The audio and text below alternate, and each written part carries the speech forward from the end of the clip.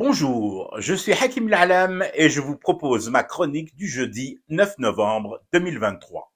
Elle s'intitule Une pipe royale au dirham symbolique.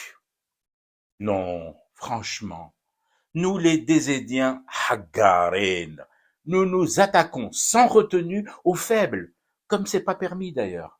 Prenez ce pauvre Momo, sixième du chiffre, commandant des croyants en barrette et chevalier de l'ordre du chandelier. Comment nous nous sommes jetés sur lui et pourquoi? Parce qu'il s'est adressé à son peuple en langage clair, en crypto-monnaie, pour lui dire combien la question du Sahara occidental lui tenait à cœur.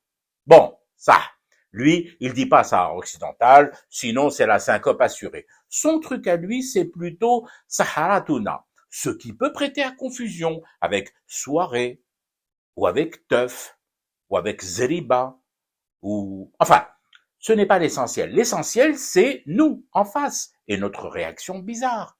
Et qu'est-ce qui nous a gênés, nous, ses voisins? Le fait que Momo n'ait pipé mot sur la Palestine dont il préside pourtant le comité El-Quds. Pipé mot, c'est bien nous, ça. D'où nous savons, bande de mauvaises langues que nous sommes, qu'il n'a pas pipé.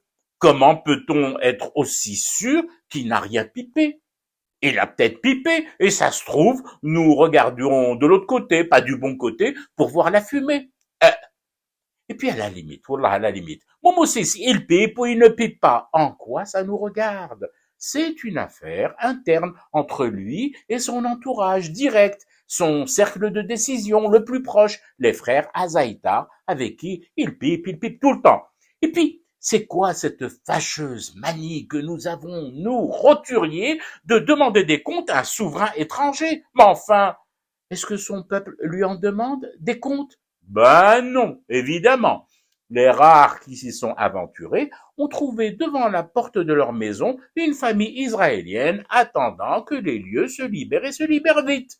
Et le reste de la population marocaine est terrée chez elle, ne sort plus, de peur de ne plus pouvoir rentrer le soir de retour du boulot, ou plus majoritairement de retour du chômage. Alors moi, je dis que nous, les Désédiennes et les Désédiens, devrions nous occuper plutôt à corriger notre sale caractère, notre chienne de race, au lieu de compter les pipes de Momo. Bah oui, nous sommes de sacrés caractériels. Allez, je vous pose la question. Qui serait assez zinzin, fou, pour revenir chez nous, en désédie, réclamer une maison, une usine, un terrain ou juste un petit bout de kiosque? Personne.